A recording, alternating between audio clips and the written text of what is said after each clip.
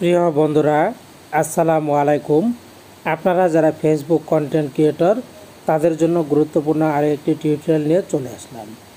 আজকে আপনাদের সাথে শেয়ার করব আপনারা ফেসবুক অথবা ফেসবুক পেজে যে ভিডিওগুলো আপলোড করেন, এই ভিডিওতে কোনো কপিরাইট আছে কিনা কীভাবে চেক করবেন। এজন্য প্রথমে আপনারা সরাসরি ফেসবুক অপশনটি এখানে একটি প্রেস করে দিবেন।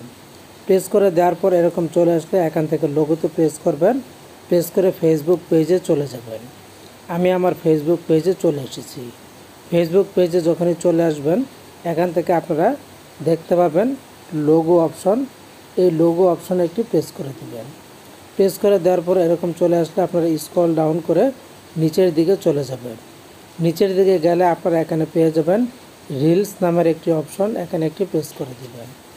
যখনই রিলসে প্রেস করে দিবেন, এরকম ইন্টারফেস চলে আসবে। এখান থেকে আপনারা ডান পাশে পেয়ে যাবেন নিডস রিভিউ অপশন। এখানে একটি প্রেস করে দিবেন। প্রেস করে দেওয়ার পর এখানে লোডিং হবে। লোডিং হওয়ার পর এরকম ইন্টারফেস চলে আসবে।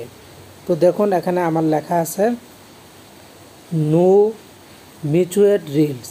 তার মানে আমার এখানে কোনো প্রবলেম নাই, আমার কোনো কপিরাইট নাই, আমার কোনো ভিডিওতে সমস্যা নাই। এখান থেকে আমি সহজে বুঝে গেলাম। এরপর আবার আমরা এখান থেকে ব্যাগে চলে যাব। ব্যাগে চলে যাওয়ার পর আমরা চলে যাব আবার আমাদের প্রোফাইলে। তো আমরা আবারও প্রোফাইল অপশনটি এখানে একটি প্রেস করে দেব।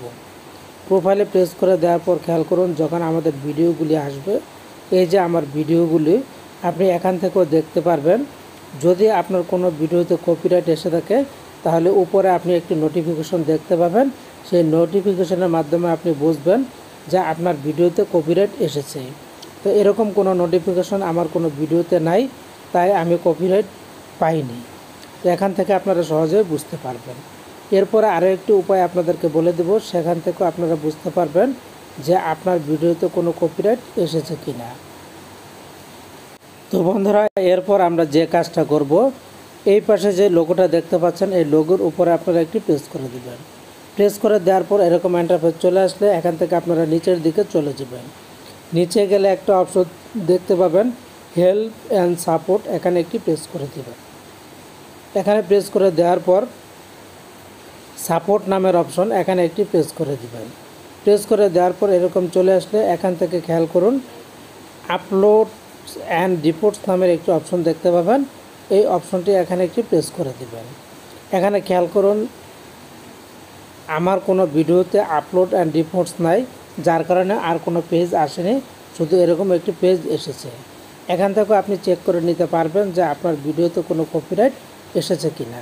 এবার জাস্ট এখান থেকে ক্রস দিয়ে কেটে দেবেন। কেটে দেওয়ার পর এখানে আপনারা আরও একটি অপশন দেখতে পাবেন রিপোর্ট এ প্রবলেম। এখানে একটি প্রেস করে দিবেন। এখানে প্রেস করে দেওয়ার পর খেয়াল করুন এখানে কি লেখা তারা দিয়েছে, go back to where you say and issue share your phone. তো এখানে আমরা ওকে দিয়ে বের হয়ে যাব। আমাদের এখানেও কোনো রিপোর্ট নাই, কোনো প্রবলেম নাই, এটা ফেসবুক এখান থেকে বুঝিয়ে দিয়েছে।